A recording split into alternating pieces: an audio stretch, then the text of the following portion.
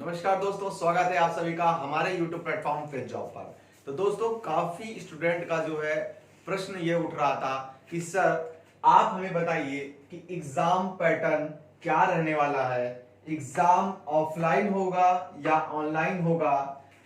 PFT क्या exam date पर ही कराया जाएगा। नेगेटिव मार्किंग एग्जाम में रहेगा या नहीं रहेगा। इस बार जो नोटिफिकेशन जारी हुआ है इसमें नेवी ने काफी सारे बदलाव कर दिए हैं। जैसा कि आप सभी को पता था कि पिछले नोटिफिकेशन में, यानी कि अगर हम बात करेंगे पिछले वर्ष की, इसमें आपकी एग्जाम ऑनलाइन होना स्टार्ट हो गया था, जिसमें आपकी फीस लगती थी, नेगेटिव मार्किंग रहता था। एग्जाम पैटर्न तो सेम ही है, एग्जाम लेकिन ऑनलाइन होता था।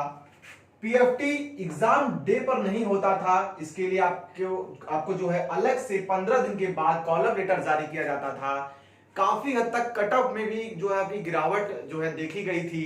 कॉल अप लेटर जो है आपको सभी को जारी किया जाता था। ऐसे बहुत सारे बदलाव जो है आपको इस बार देखने को मिलने वाले हैं इंडियन नेवी एसएसआर और डबल ए के एग्जाम में। ठीक है, अभी फिलहाल जो है आपका एसएसआर और डबल ए के लिए जो है भर्ती आई है। एमआर की भर्ती जो है इसके बाद आशा करता हूं कि जल्द जारी हो जाएगा। तो इन सभी चीजों पे आज हम बात करेंगे। सबसे पहले आप हमारे चैनल पे नए हैं तो हमारे चैनल को सब्सक्राइब कर लीजिए, बेल आइकन को दबा दीजिए ताकि हमारे आने वाले वीडियोस आप सभी को सबसे पहले मिले और आप हमारे वीडियोस को देख पाए। तो जल्दी से वीडियो को आप आगे बढ़ाते हैं। एग्जाम पैटर्न की बात करेंगे हम दोस्तों यहां पर। तो एग्जाम पैटर्न आपका सेम रहने वाला है, यानी कि आपके 100 प्रश्न जो है आपको पूछे जाएंगे और आपके 25-25 नंबर के 4 सेक्शन होंगे। ये आपका जो है सेम पैटर्न है। ठीक है, ऐसा आपका ऑफलाइन में भी देखा जाता था और ऐसा आपका ऑनलाइन में भी होता था। हालांकि जब मेरे एग्जाम हुआ करते थे तो उस समय ऑफलाइन हुआ करता था एग्जाम। सारी चीजें मैं बताऊंगा कि कैसे कैसे आप सभी का जो है प्रोसीजर था ऑफलाइन का। ऑनलाइन का तो आप सभी को अंदाजा हो गया होगा, लेकिन ऑफलाइन का अंदाजा कुछ ही छात्रों को होता है जो है सेंटर पे जाके एग्जाम दिए होंगे 2-3 साल पहले। मैंने भी एग्जाम दिया है और मेरा जो एग्जाम था वो ऑफलाइन था। सबसे पहले आपके कॉल अप लेटर जारी होने की जो है प्रोसेस होती है, जिसमें लगभग 80% के ऊपर जो भी बच्चे जिनके परसेंटाइल 12th में 80% के ऊपर होते थे उन्हीं को कॉल अप लेटर जारी किया जाता था। यानी कि छात्र की जो संख्या है उसको नेवी क्या कर दिया, सीमित कर दिया। क्यों? क्योंकि ये ज्यादा वर्कलोड नेवी नहीं उठाता था। ठीक है, इसीलिए जिसके जो ज्यादा परसेंटाइल थे 12th क्लास में उनको जो है कॉल अप लेटर खाली जारी किया जाता था। ठीक है, एक लिमिटेड संख्या में बच्चों को अपने सेंटर में जो है बुलाया जाता था। लेकिन ऑनलाइन के केस में ऐसा नहीं था। ऑनलाइन के केस में ऐसा था कि दोस्तों 60% तो अनिवार्यता आपकी थी, किसके लिए, डबल ए के लिए। लेकिन यहां पर एसएसआर वाले बच्चे 33% अगर जिनके परसेंटाइल होते थे, यानी 33% तो पासिंग मार्क है। जो भी इंटर पास कर लिया हो, चाहे उसके एग्जाम में नंबर 33% ही क्यों ना हो, 33% नंबर क्यों ना हो, उन सभी को कॉल अप लेटर जारी किया जाता था और उनको जो है मौका मिलता था एग्जाम देने का। लेकिन जब इसके पहले ऑफलाइन एग्जाम हुआ करता था तो आपके परसेंटाइल 80% से ऊपर होने ही होने चाहिए थे और तभी आपको एग्जाम में बैठने का मौका मिलता था। तो ये जो है कमियां हैं अभी इस समय इंडियन नेवी में, और फिर से इन कमियों को लेकर आ गया है कौन, नेवी। यानी कि अब वो कराने वाला है आपका ऑफलाइन एग्जाम। यहां पर जो है दिक्कत होने वाली है। साफ साफ नोटिफिकेशन में मेंशन किया है कि मात्र जो है 10,000 बच्चों को बुलाएगा कौन, नेवी बुलाएगा और फिर आपके एग्जाम कराए जाएंगे। 10,000 की संख्या सीमित कर दिया। इसका मतलब जो है आपका नोटिफिकेशन में दे रखा है तो आपके एडमिट कार्ड सिर्फ 10,000 बच्चों को क्या किए जाएंगे, बांटे जाएंगे। अभी जो है कल के आंकड़े की बात करें, कल रात को 9:30 बजे की बात करें, ठीक है, 9:30 बजे तक की अगर हम बात करें तो लगभग 2.5 लाख से ऊपर के बच्चे फॉर्म भर चुके हैं। ठीक है। अभी की अगर हम बात करें तो 2.5 लाख से ज्यादा फॉर्म फिलअप हो चुके हैं कल रात 9:30 बजे तक, और अभी फिलहाल प्रोसेस चालू है। 5 मई तक जो है आपके 5 मई तक आपके फॉर्म फिलअप होंगे। तो ये सारी चीजें हैं, ठीक है। एग्जाम पैटर्न सेम रहेगा। 100 नंबर के प्रश्न 25 25 25 के 4 सेक्शन, 1 नंबर आपको मिलेंगे, लेकिन निगेटिव मार्किंग नहीं रहेगा। ये देखिए, याद रखिए, निगेटिव मार्किंग रहेगा कि नहीं रहेगा, सबसे बड़ा सवाल। तो निगेटिव मार्किंग ऑफलाइन एग्जाम में नहीं होता है। ऑनलाइन में हालांकि निगेटिव मार्किंग रखी गई थी, लेकिन जो है आपका निगेटिव मार्किंग ऑफलाइन एग्जाम में नहीं था, ठीक है। हम लोग के समय की बात कर रहे हैं, 2 साल पहले की बात कर रहे हैं, लेकिन ऑफलाइन में निगेटिव मार्किंग नहीं रखा जाता है। आपको ये ध्यान रखिएगा। क्या पीएफटी सेम दिन होगा, यानी कि जिस दिन मेरा पेपर होगा क्या उसी दिन पीएफटी करा लिया जाएगा? तो जी हां दोस्तों, उसी दिन आपके पीएफटी होंगे। पूरा प्रोसेस मैं आपको बता देता हूं। सबसे पहले आपको कॉलम लेटर जारी होगा। कॉलम लेटर आप लेकर सेंटर पे जाइएगा, यानी कि आपका सेंटर जो नेवी का बेस होता है वहां पर आपको बुलाया जाएगा एग्जाम के लिए। विभिन्न स्टेट के बच्चों का जो है परसेंटाइल लो होता है, जैसे कई कई महाराष्ट्र की बात करेंगे, हम एमएच की बात करेंगे, महाराष्ट्र की बात करेंगे, तो उनका जो है कम परसेंटाइल पे ही जो है बच्चों को बुला लिया जाता है। जिनके 40% 50% होते हैं उनको भी जो है क्या किया जाता है दोस्तों, कॉलम लेटर जारी किया जाता है। अलग अलग स्टेट के कट ऑफ अलग होते हैं एडमिट कार्ड के, ठीक है। कट ऑफ की बात करेंगे 12th की परसेंटाइल के हिसाब से बुलाते हैं। तो यूपी की सबसे ज्यादा कट ऑफ जाती है और 80% के ऊपर वाले बच्चों को ही कॉलम लेटर जारी किया जाता है। बिहार की बात करेंगे, बीएच बिहार की बात करेंगे दोस्तों हम, तो इसकी भी जो है लगभग बात करेंगे 72 के एबव 75 के एबव वाले बच्चों को ही कॉलम लेटर जारी किया जाता है। एग्जाम में बैठने का मौका मिलेगा उन्हीं बच्चों को। ये थोड़े कुछ आंकड़े थे 2 साल पहले के, अभी का कुछ अलग हो सकता है दोस्तों, ठीक है।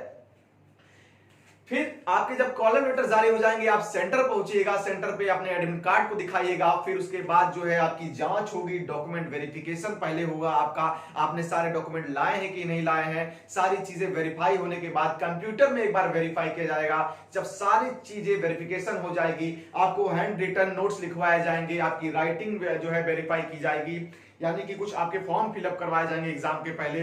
वो सारी चीजें हो जाने के बाद आपके जो है रिटर्न एग्जाम के लिए आपको आगे फॉरवर्ड किया जाएगा। एक हॉल में सिस्टमैटिक तरीके से बच्चों को क्या किया जाएगा, बैठाया जाएगा लाइन वाइज, ठीक है। और वहां पर आपकी एग्जाम बैच वाइज होंगे, ठीक है। सुबह 6:30 का बैच होता है, फिर जो है आपका बैच दूसरा बैच 7:30 का बैच होता है, फिर जो है 8:30 का बैच होता है। ये 3 बैचेस में आपके जो है इंडियन नेवी एग्जाम सेंटर पे लेते हैं विभिन्न तारीखों में, ठीक है। तो ये आपका पैटर्न है। जब आपके एग्जाम संपन्न हो जाते हैं, 1 घंटा आपने एग्जाम दे दिया, आधे घंटे के बाद तुरंत आपका रिजल्ट जो है जारी की जाती है। जैसे आपने अपने ओएमआर पे सारे चीज कर दिया और ओएमआर से जांच हो गई आपकी, उसके बाद आधे घंटे के अंदर रिजल्ट जारी होगा और तुरंत जो बच्चे एग्जाम पास किए होंगे, यानी कि 40 नंबर आपको लाने होते हैं एग्जाम पास। ऑफलाइन में 40 नंबर ये अनिवार्य है। 40 नंबर नहीं लाइएगा, इसके नीचे नंबर लेके आइएगा, तुरंत बाहर करेंगे, बेटा बाहर का गेट देखो, वहां से निकल जाओ। 40 नंबर लाएंगे तो आपको फिजिकल के लिए दौड़ने मिलेगा, याद रखिएगा, रनिंग के लिए बुलाया जाएगा। इसमें भी घोटाला है। घोटाला क्या है? 4 सेक्शन बता दिया है ना हमने, 4 सेक्शन बताया है ना हमने, चारों में जो है आपके, यानी कि इसकी बात करेंगे इंग्लिश, इसकी बात करेंगे फिजिक्स, इसकी बात करेंगे तो हम ये आपका हो जाएगा यहां पर मैथ्स, ठीक है, और यहां पर जीके। इन सभी में 9-9 नंबर आपके होने चाहिए। 9 नंबर क्या है, मिनिमम नंबर होने चाहिए। 9 नंबर पासिंग नहीं लाइएगा तो भी आपको बाहर का रास्ता दिखाया जाएगा, ठीक है। ये मिनिमम 9 नंबर लाने ही लाने हैं और ओवरऑल 40 नंबर लाना है, तब आपको फिजिकल का रास्ता दिखाया जाएगा कि बेटा ऐसे जाओ, यहां पर फिजिकल हो रहा है, वहां जाओ, बैठाया जाएगा, ठीक है। और नहीं हुआ तो बेटा बाहर, तुरंत तुरंत गेट से बाहर, ठीक है। तो ये पूरा सिस्टम होगा। दौड़ होगी आपकी सबसे पहले 1600 मीटर की। काफी लोग कहते हैं कि सर 200-300 बच्चे दौड़ाते हैं क्या आर्मी जैसे, तो नहीं, ऐसा नहीं है। एग्जाम पास करने वाले मुश्किल से 40 से 50 बच्चे होते हैं एग्जाम, जो रिटर्न एग्जाम पास करते हैं एक बैच में, और उनके भी ग्रुप में आधे आधे बांट देते हैं, यानी 15-16 बच्चों का 2 से 4 ग्रुप बना दिया जाता है और एक एक बैच दौड़ाया जाता है। यानी कि एक बैच में कम से कम 15 बच्चे 16 बच्चे रनिंग करते हैं, याद रखिएगा 1600 मीटर की रनिंग 7 मिनट में कंप्लीट करने के बाद तुरंत आपका सबसे पहले पुशअप्स होता है, 10 पुशअप्स आप कर लेंगे। उसके बाद आपका सिटअप होगा, यानी कि आप सॉरी सिटअप बोल रहा हूं वो तो एयरफोर्स में होगा। स्क्वाट्स होंगे आपके, ठीक है, उठक बैठक जिसको हम लोग बोलते हैं। और जब आपका स्क्वाट्स हो जाएगा उसके बाद जो है आपके फिर इसका रिजल्ट जारी होगा, यानी कि जो बच्चे फिजिकल पास किए होंगे उनको जो है आगे भेजा जाएगा मेडिकल के लिए, यानी कि मेडिकल भी आपका सेम दिन होगा, यानी कि जिस दिन आपका एग्जाम उसी दिन फिजिकल और उसी दिन मेडिकल। और याद रहे कि ये मेडिकल इनिशियल मेडिकल होगा, यानी कि फाइनल मेडिकल नहीं है, ये इनिशियल मेडिकल है। और इनिशियल मेडिकल में सारी चीजें जांच होगी। सबसे पहले आपका हाइट, वेट और चेस्ट नापने के बाद आगे बढ़ाया जाएगा। जब आप आगे जाइएगा बहुत सारे फॉर्म फिलअप करवाए जाएंगे, आपकी दांतों की जांच होगी, आपके आंखों की जांच होगी, और उसके बाद जो है आपका मेडिकल का प्रोसेस आगे बहुत सारी जो है जांच आपकी होगी लगातार, ठीक है। और मेडिकल के लिए आपको मैं अलग से विस्तार से बताऊंगा। फिलहाल मेडिकल जब आपका हो जाएगा उसके बाद जो है 2 कैटेगरी बांटी जाती है, जिसमें एक होता है री मेडिकल वाले बच्चे और एक फाइनल वाले बच्चे, यानी कि जो एकदम फिजिकली फिट हो, उनको कोई कागज नहीं मिलता है और वो अपना खुशी खुशी घर जाते हैं कि हम एग्जाम पास कर लिए हैं और मुझे अब सिर्फ और सिर्फ मेरिट का वेट करना है। और जिन बच्चों का री मेडिकल मिल जाता है उनको जो है 21 दिन बाद, यहां पर आपका जैसे देहरादून का कोई बच्चा है, जहां यूपी का बच्चा हो, तो MH Dehradun military hospital Dehradun में उसको रिपोर्ट करना होता है 21 दिन बाद। जो भी कमियां उसके अंदर होंगी उन कमियों को सुधारने के बाद एमएच देहरादून रिपोर्ट करेगा, और जो डॉक्टर हैं वहां के, अगर 21 दिन बाद उसका जो कमी है वो सही हो जाता है तो वो उसको टिक कर देते हैं और वो फाइनल मेडिकल में क्या हो जाता है, क्वालिफाइड हो जाता है। लेकिन जिसका री मेडिकल रिजेक्ट हो जाता है तो फिर दोस्तों उसका फाइनल कॉलर लेटर जारी नहीं होता है।